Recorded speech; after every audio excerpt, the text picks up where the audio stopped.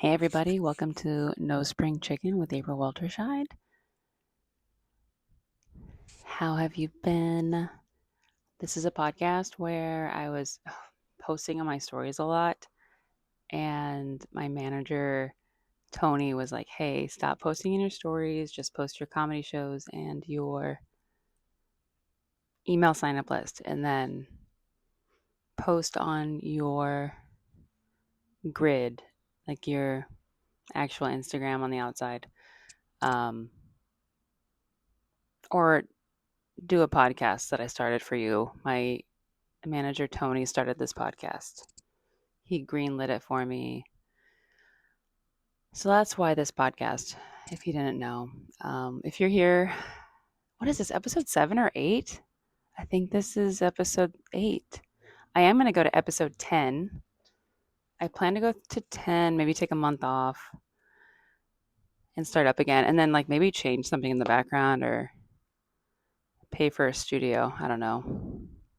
I really don't want to spend money when I can just do it at home. But speaking of in my stories, over the weekend, I definitely posted a lot in my stories. Did you catch that? I was in north of San Francisco in a place like Tiburon, Belvedere area. I went, the person I was staying with was really impressed, but I walked to the grocery store, Woodlands Market. And if you know that area, it's like really hilly, a lot of hills. You have to take stairs. There's like long roads in between the hills that kind of go around the hills, and you have to take these really steep, beautiful, foresty as hell stairs to kind of cut through the road so you can get down the mountain faster and then get to like flat land to go to and get to like the dock area so you can go into town and like go to the Woodlands Market. It's like the Whole Foods of that area. There's a Whole Foods near Mill Valley, like north of there. Well, it's kind of a Whole Foods. It was kind of cool. But I spent too much on groceries. Bought some apples. I bought just because I was gonna be dog sitting for about 5 days, maybe 3 to 5 days. Bought apples, oranges, a vegetable mix that's for shish kebabs, but I was just gonna like put it on a skillet and put it with like tofu. Um, Bought a cookie dough mix, like just add water, vegan, gluten free cookie dough, chocolate chip cookie dough mix. Hummus, chips, pancake mix that's vegan, not gluten free, but vegan, and yogurt, just little tiny yogurts that were vegan, not like a full size, but little ones like the Forager single serving, no extra sugar. And yeah, all of that was $90. And my EBT card has run out at that point. The next day, my EBT card started over again. So I could have waited because I did grocery shopping with like my client drove me to go grocery shopping. We didn't like walk. I walked a different day. I just walked the second to last day there to get milk because my client wasn't in town. But yeah, the first day I was in town before my client left, she took me grocery shopping and she didn't go in with me. She had to watch the dog that she has in her car. But yeah, I was just shopping without my EBT card. And I'm like, $90. It only hit me after the fact of spending $90 of my own money that I could have waited for my EBT card. But it's the adventure of it. You know, we're already there at the Woodlands Market. I just got to shop now so that when she's gone, I have like food that I can have and stuff. I ate so good there, guys. I've having pancakes every day. I was eating in a way I don't normally eat. Like here in LA, I just make oatmeal and put some protein powder and some blueberries in there, maybe some chia seeds. That's all I do. But their pancakes, I'm gonna put a YouTube like short. You'll see it.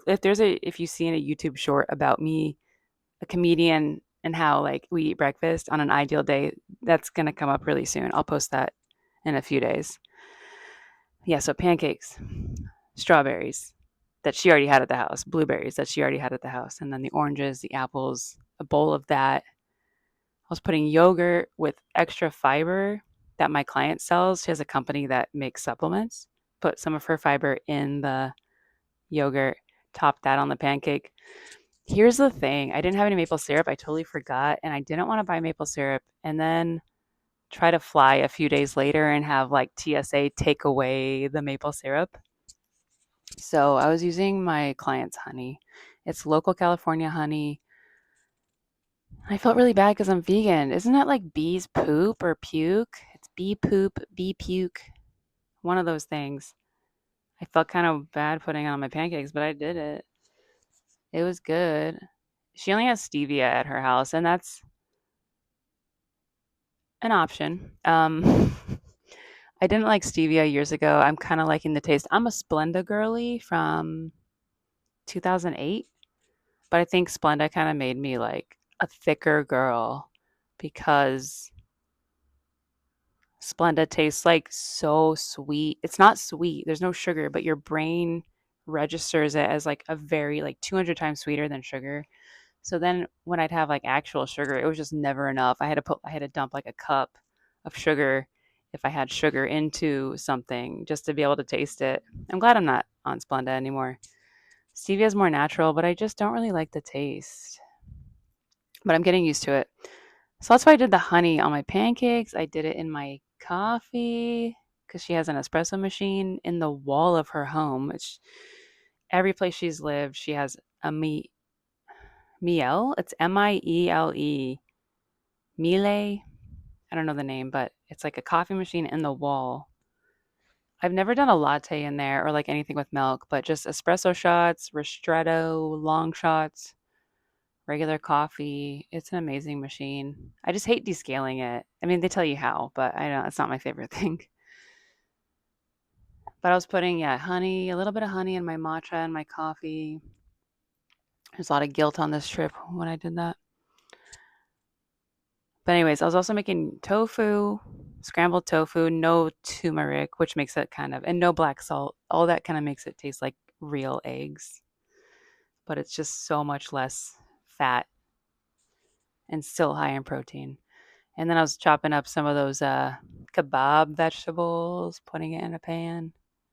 I was going all out on breakfast to where like I have this thing where like I just don't eat and I people can eat 3 meals a day. I think one day on this trip I did 3 meals a day or 3 meals and a snack and it was all healthy. Like nothing, no cookies or anything like that. There's only one day that I did 3 meals, but I usually just can't do 3 meals. I do like 2 meals, green tea, matcha, or coffee, and then a snack. Sometimes just one meal and a snack. And I'm like, is something wrong with me? Is something wrong with my stomach? Do I have cancer? Like I don't. I mean, I've just always been like this. Maybe it's an anxious thing. Although again, as you guys know from a previous episode, my blood pressure or the last episode, the panic attack episode, my blood pressure is like today I went to physical therapy. My blood pressure is 94 over 54. And the physical therapy people are like, this is concerning. Do you want to do physical therapy? I'm like, yeah. I don't want to get my ankle sprained again, of course. And then they didn't pay attention to me and I just did my physical therapy myself because I know my routine. I just like went through all the exercises. They were helping some people who were like needing a lot of help today, so I just kind of uh went and did my own physical therapy without being prompted. I was proud of myself. But yeah, I was as I was on the bike at physical therapy, I'm like looking at like the 94 over 54 and it's like, "Hey, you might have a stroke one day." And I'm like, should I talk about this with my doctor? Like, I feel fine, but I don't want a stroke creeping up on me when I'm older. And it says usually old people have this problem. And I'm like, am I 40, but I'm really 90? Am I a witch? Maybe I look 40, but I'm like 1,000 years old. I don't know. And my age is finally catching up with me. Oh. So that was fun. The AC just went on. I forgot to turn that off. The trip was fun. So breakfast was good every day to where like I barely ate lunch, had a okay dinner. Usually it's the opposite. I usually skip breakfast or just have it at 12. I do like a brunch. I think I'm a big brunch girly. I'm a brunch girly. I don't go to brunch, but I think I'm a brunch girly. Frozen yogurt girly, boba girly, brunch girly. One night my client got back from her trip, which means dog sitting's over, but I'm still staying there one more day to like enjoy the scenery and hang out and, I scheduled my flight so I'd get there before she left and then stay after she got back. Um, because I wanted to learn to drive her Tesla. Actually, I thought, or like, just get to know the town, or um, and we did all that. But the last night I was there, my client took me to a really good Thai vegan place, and oh my gosh, guys! After that, I had some pad Thai, and so full. And then I ate like chocolate covered almonds, dark chocolate covered almonds, and I'm like, why? Like I was just farting all night. I mean, before bed, I took a shit immediately.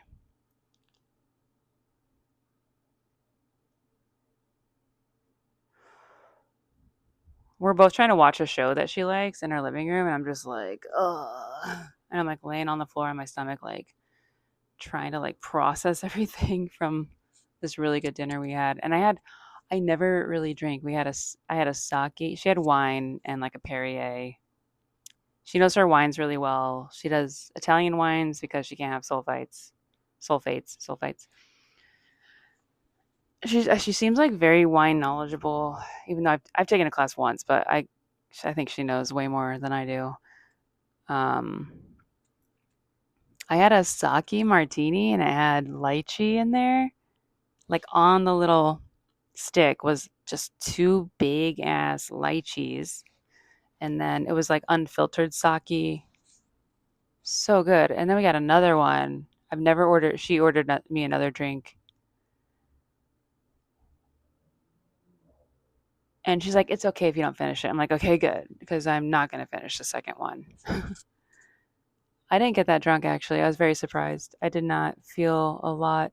I felt looser, but I didn't feel even buzzed really. That was nice. Usually like one drink and I'm buzzed and I have to stop to where it's almost like I could not puke, but like kind of just I really start feeling it. Just one drink.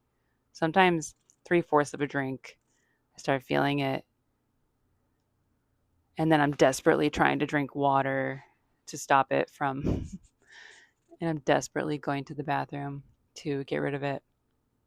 That was a really nice trip. I did a lot of so I'm really disappointed in myself because I didn't get any almost got like 2 comedy shows booked in the San Francisco area, but I didn't get any booked. The first 2 days I was up there, I was like, I'm such a failure. I didn't get anything booked." But then I just had I was dog sitting for that YouTuber. I do like Haley Bailey's videos. Like I can't relate to her entirely. Um, but I feel like I kind of have a similar sense of humor to her a little bit. And I like her videos because they're kind of random. They're like, she'll do like one or two that are consistent, maybe, but kind of just random videos. And I was like, you know what? I'm in this really nice house. My client has a really nice house. It's still being worked on. So there's like construction workers there every day after 10 a.m., 10 a.m. to 5, working on like her master bedroom and getting that ready. So they're making a lot of noise. But I was like, I remember reading a funny book that my client had on our bookshelf. It was a silly, like, young adult book by a British writer, but it's for adults. It's one chapter. I think it's called The Clothes We Stood Up In. It's kind of funny. And I just looked at that. It was like that and a bunch of other thoughts I had where I was like, I'm just going to film a bunch of YouTube silly videos at this house and post them like every day and just have them batch to where like I post them every day. Cause like I've been in nice places and I just don't do anything with it. And I think she's okay with it because I told her about it. But I'm sure like if I dog sit for someone with a nice house, like I'm checking in on that Bel Air cat again this week. This is a new round. They went out of town again, so I'm checking on the Bel Air cat named Princess Vespa again this week. But yeah, they don't want like social media stuff about their house at all, so I have to respect that. Like I wasn't gonna do anything at their house because I'm only like doing a drop in, so I'm not like staying enough. I'm not staying there enough time to like film anything. But I just know like I usually don't film at people's houses. But my client, I've known her like almost 3 years, so I was kind of telling her about random stuff I'm gonna film, and she's like, "Okay, if that makes you feel better." The last video I filmed there, I can't wait to show you guys on YouTube and Instagram and TikTok. It's about Williams Sonoma, and her house where it's at looks like Williams Sonoma. The store was like born there. It's very like Napa Valley looking, but not really. It's a seaside, Icelandic Napa Valley looking area, this Tiburon area. And the last day of I wanted to just make sure I have like 7 videos ready to go, post every day, like when I get back to LA and stuff. And then I'll do more videos here every like once a day, just something silly. And maybe I have so much more stand-up comedy clips to post, of course, especially ones from Instagram that I need to post on YouTube, and maybe some stuff from like 2018 where I was like different characters. I'll post that probably like a throwback Thursday. I'm just trying to post every day on YouTube to get out of this apartment. Yeah, like get my own place. Kind of like Haley Bailey, where she was divorcing and she had to almost move out of her New York City place, but then she started making this like fake character on YouTube and about her having like a billionaire boyfriend, and then her YouTube took off, and I'm just looking at it as like a means to an end. Just post anything I can that's slightly ridiculous or funny or silly and just post it just to get more views. And anyways, what was I talking about? I digress. As my English teacher would say in 10th grade, there's a text sitting on my screen. Let's take a break. Let me get rid of that text sitting on my screen. I'll respond to you. Oh, another text. Okay. But yeah, so the Williams Sonoma thing, I think I was talking about that. Yeah, I did a sketch about finding my client's house, a haunted Williams Sonoma house that's abandoned, but like super pristine. And like the kitchen's all set up, and there's like Williams Sonoma stuff in the kitchen. And I thought that was fun. And like filming that was hard because during it, I heard my client talking to a friend that was visiting for like a few minutes. She had a friend over briefly for like 10 minutes and construction workers. So I was trying to like film in between the sounds because I'm just a non-confrontational person. I would never tell them to shut up.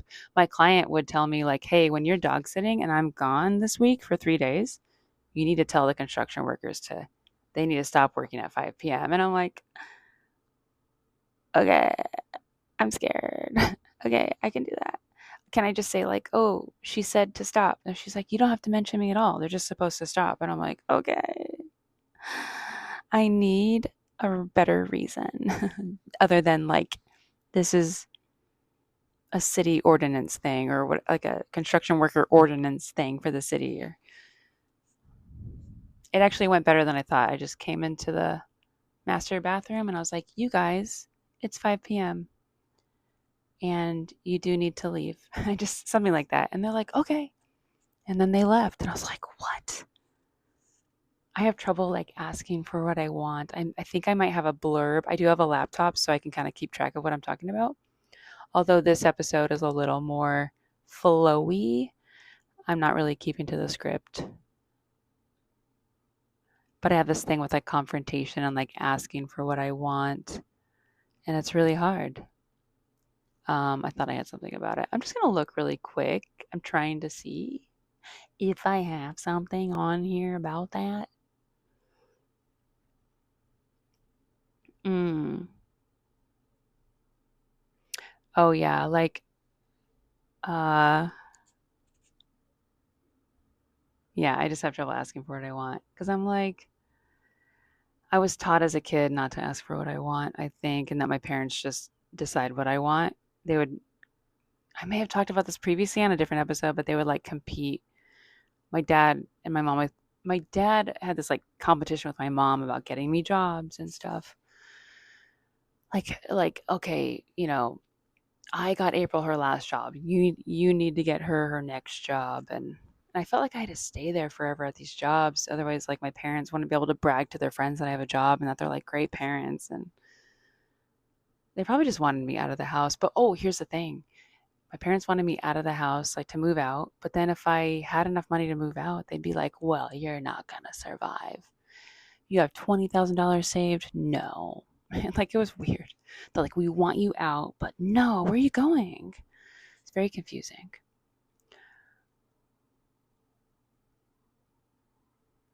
Oh, I'm wearing the outfit that I'm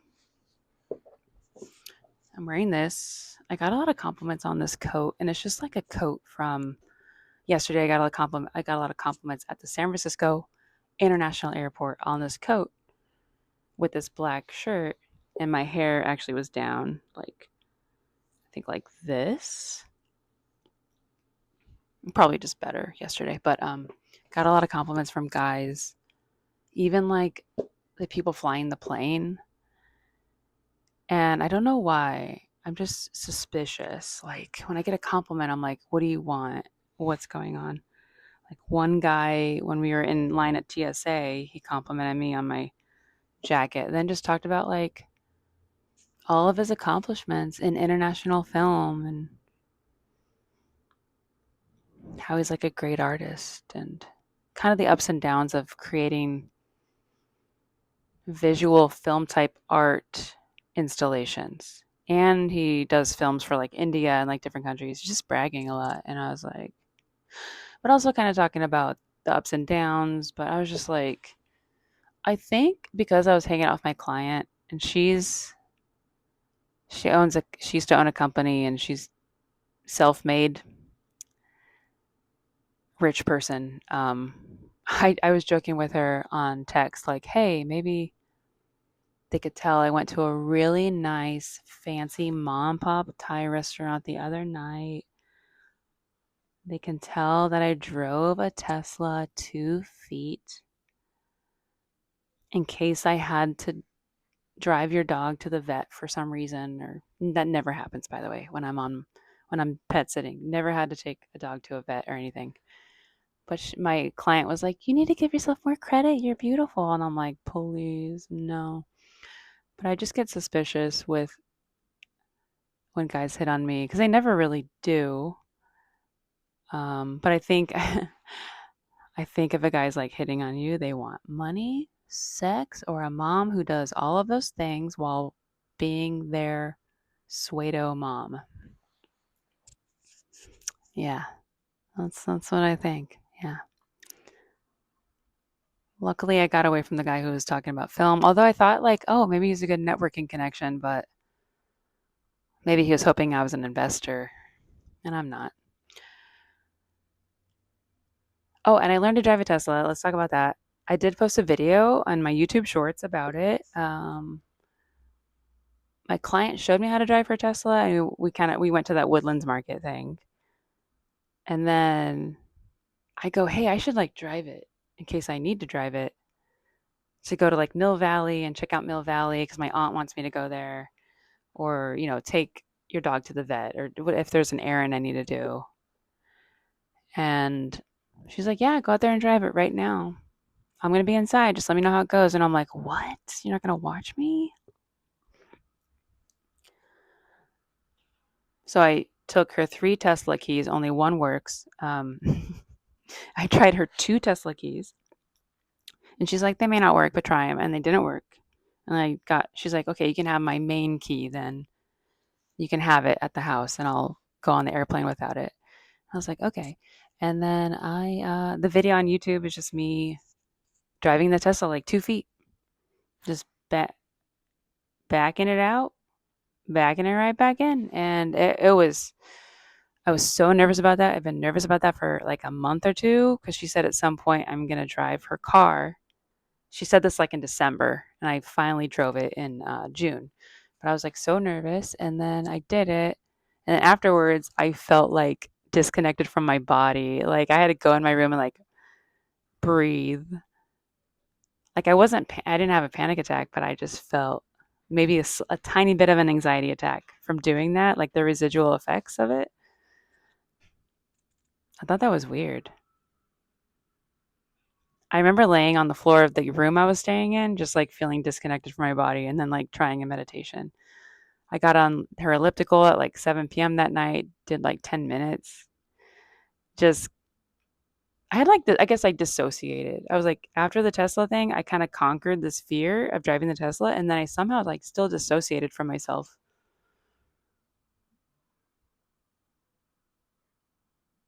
I, I really thought like once you conquer a fear, it's better. But no, I'm realizing there's like still like these effects after in your body that you experience or I experience. Maybe not you, just me. Yeah, I ended up not driving her Tesla and just walked to the store to get milk on one of the days she wasn't there. And then I texted her about it. I go, hey, I think I see your house from the store. And because there's like a bay, there's like an inlet of ocean, and then there's like this mountain. And I'm like, I think I see your house. And then later she's like, I don't think that was my house. And I'm like, well, it looks like it. um, but she was like, whoa, you walked? And I'm like, yes, I did. I love walking. I love walking. That's it. And because probably when I was younger, I walked to school a lot or walked to get a pastry at Nana Joe's or something in Mesa, Arizona. Nana Joe's. They had like the best apple turnovers. My parents had some loose change. I was just grabbed like 50 cents. I think it was like 25 cents. The pastry was like 25 to 50 cents for apple turnover. And take my brother with me too. We'd walk there. I just love walking. Oh, I got a call back for another commercial. And I was shocked because the audition was 3 weeks ago. And usually they like tell you by now, like they would, but it's a British commercial. It's going to be filmed in Great Britain if I get cast, and I've never left the country. And my passport expires in 2027. So I'm like, okay, this is good timing. I might get to do this. Um, I guess British people take their time because out of the blue, my agent's like, you got a call back. And I'm like, what? I thought this was, I thought the whole thing with this commercial, it was like 3 weeks ago. So I thought they already cast it, filmed it, did the fitting, whatever they do. And he's like, no, you got to call back and then fill out this form. Did the call back. It's on Zoom. And yeah, you're kind of waiting for a while. Like if you've done a callback on Zoom, some of the other auditions go over time. So you're kind of like, they tell you to show up at like 10:40 a.m. And then you might be waiting like 30 minutes for it to be seen. You're like waiting in the Zoom waiting room for about 30 minutes. And then they suddenly just show up on the screen. They're like, hi. And I'm like, okay, cool. I had my clients like beauty lights on and I got to do the callback at the top of her office is at the top of the house and it has like you can kind of see the bay there as well. It's really pretty, but I was really hankering for pancakes and a matcha. But I was like, no, we're doing this callback. You can make it after, because otherwise you're gonna miss the callback. Um, I think the callback went well. I'm actually not sure because they did this thing where it made me think I didn't get cast. I don't know yet if I got cast. yeah, they did this thing where like they're like, okay, that's all we want to see, that's enough, and then they kind of say bye really quick, and I kind of think like maybe it didn't go well. So, but also I was thinking I've been wrong about stuff before, and they took their time with this audition. I mean, 3 weeks for a callback um, might just be like the flow of this, how this production company works. So I was just like reminding myself that like it may not happen. Like my thoughts are not gospel. So like just because I've seen this like thing where somebody kind of you do a callback and then the director or the person kind of just goes okay thanks and then they kind of disappear really quick. It doesn't mean that you didn't get it. He said he really liked my audition and I'm very deadpan in it. So I was just like, okay, I don't know. I didn't really do much in it. And he laughed during the audition. Oh, here's the other thing. I've noticed if people really enjoy your audition or my audition. Like one time I had a casino audition in Arizona. I was going to be like some sort of cowgirl mascot for a, a casino in Arizona. Um, I did the lines, but just like my banter, I was like, there was like 12 casting people in the room, which was crazy. It was like a black box theater. I was on this little stage. Like, there's so many people there. I've never seen that many casting or production company people there. And I remember making them all laugh. I told one of them they looked like David Letterman. One guy in the back was not laughing. I eventually got him to laugh. I don't know what I was talking about. Probably just maybe it was like an improv thing and then I had lines. I don't remember the audition, but I know I had lines. But they're just laughing the whole time, I did not get a call back for that. So that's like the opposite problem where like they seem to be enjoying it and you think like, "Oh, I did great." And then like there's no callback. They eventually cast a lady who was like I was 32 or 33 at the time. They cast a lady who was a smoker. I don't know. She had like a raspy voice and she looked like 42. And maybe that's a casino vibe. Like you want someone I probably don't look like I'm at the casino. This lady might look like she might go to the casino once in a while. So maybe that's what they're going for. And that's great. That gives me hope, in my 40s that I'll be cast in more stuff. But I think I was like at the time devastated by that because I was like, oh, it's like a mascot and I could be in multiple commercials. I was like, dang it. So much rejection all the time. Like I have an audition today I should probably do. But I think the deadpan thing, like how I'm talking to you guys right now, that thing is working. Just talking like I'm talking to a friend instead of trying to be like, "Oh, this product, this is great." Like nothing uppity or fake, just actually talking to people. That seems to be going really well. There was a commercial for this restaurant in Texas. I think it's a national chain, but I would have to go to Texas to film. I really wanted that one, and it pays more. The one for UK pays like I don't know, $300 to $500, but I think they're paying for like hopefully my trip, and the hotel. And I've actually today started watching videos on England and like how to navigate it, kind of like I did for New York City when I first went there. I was watching like how do you navigate the subways and what's the etiquette on the streets. And I started watching some videos on England or the UK. If I'm filming in the UK, I guess it could be in Ireland, Scotland, or England. They might have me anywhere, but I'm kind of like trying to like hope I manifest because they had me on a veil for the commercial. I need to be on a veil for June 18th through June 23rd. So I blocked off those dates so I don't get any dog sittings or comedy shows unless they're in England, I guess, at night. Um, but yeah, I'm trying to like manifest a booking for this commercial by just casually watching YouTube videos on how to navigate England. But most of all, like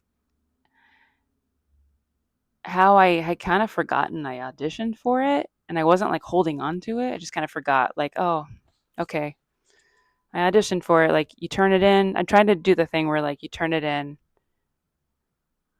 you submit it, you just kind of forget about it. Just like, all right, I did the best I could and time to move on. Like always like moving forward with auditions, like waiting for the next one instead of lingering on the last one. That's what I did with this one, and that might be why I got a callback, just like the energy of it or something. So now with the callback, I don't know how it went. I think it just went medium. It could go either way. Oh, it's like I think it could go either way. I can get cast or not. So doing my best to just like worry about other stuff that's not related to it. Like worry about this next audition I have to do today. Um, that's where I'm at. I'm hoping I again the Texas one pays more, but like it would be cool to get something that pays like over 1,000. But we'll see. I just have to pay more taxes. Really is the end. I just have to make sure I can. I just owe more taxes when I get paid more, but that's fine. Um, unless it's a W two, then I should be okay. If it's a 1099, I think commercials might be W twos. Oh, by the way, I have that comedy show coming up on June 11th. Hot Dates Comedy Show. It's on Instagram at Hot Dates Comedy, or you can go to aprilwalterscheid.com and you can, there's a link for tickets there. The hot date part is just bring a friend, bring someone you're trying to get back together with, bring someone you have a crush on, bring someone you're afraid to like ask out, bring, yeah, a friend, bring your mom, bring whoever. Like I would bring Kermit over here. I keep saying that. I bring Kermit, this doll in my room. I don't have to bring anyone, just myself and my jokes.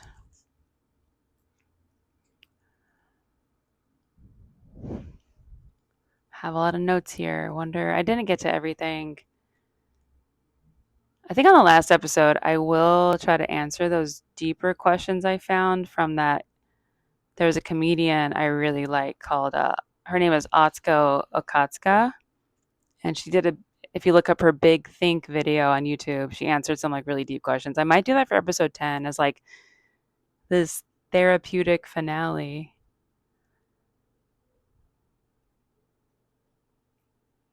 Oh, I think I think the light's changing in here. I think I'm dog sitting, sorry, where I'm checking in on that cat up in the Hollywood Hills. I think, I swear I heard Brendan Urie singing in one of the houses up there. It sounded just like him, or someone doing an impression of him.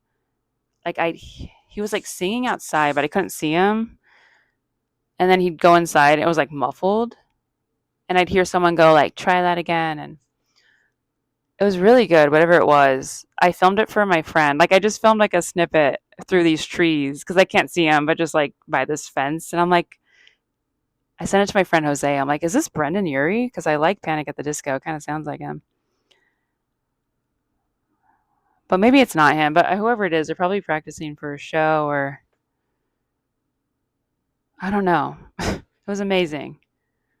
Like after I heard it, I didn't really record the song, but I'm sure if I hear it in the future, I'm not going to know what it is.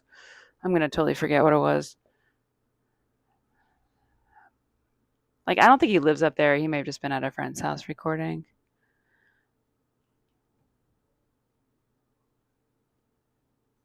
I'm just looking at my notes. Oh, this is the most boring part of the podcast is when I look at my notes.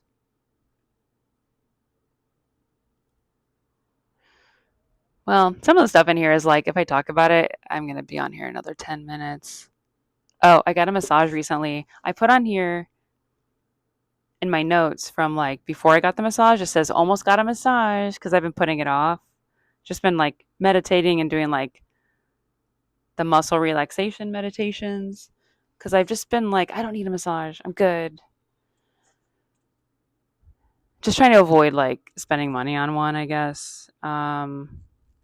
But I got one before my trip to Northern California, and then my neck got thrown out.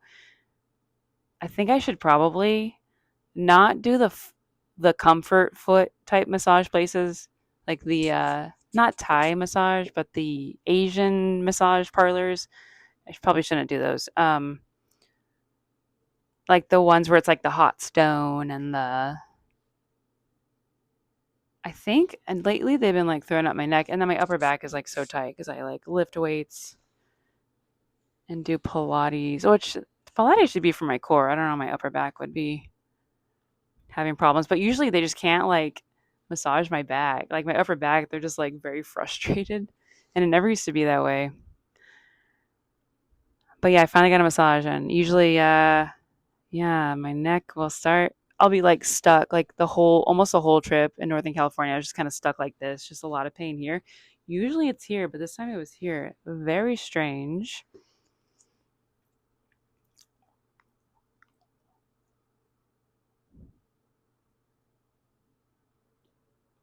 Yeah, so that's a random detail. Massages can be dangerous. Well, hope you enjoyed this episode. um, only two more episodes, and I'll take a short break. I just want to have seasons. I want this podcast to have seasons. And I hope you guys subscribe to this channel. Thank you if you have subscribed. I see you guys subscribing, and I really appreciate it. Especially I think I'm so boring, and if you're just putting this on like while you're doing laundry or trying to read a book while listening, which I don't know what, that's a lot to take on, to read a book and listen to a podcast. Or you're listening to this on a road trip, I appreciate it. And then again, if you listen from episode 1 to this episode, which I think is number 8, I could be wrong. It might be I think it's number 8. Thank you so much. Or if you just see my YouTube shorts, thank you so much for subscribing or watching. If I actually don't subscribe to a lot of stuff, but if you're just kind of a watcher, that's cool too. I need the views. But yeah, thanks for letting me dump on you for 40 minutes. I appreciate it. And until next time, have a great week. Bye.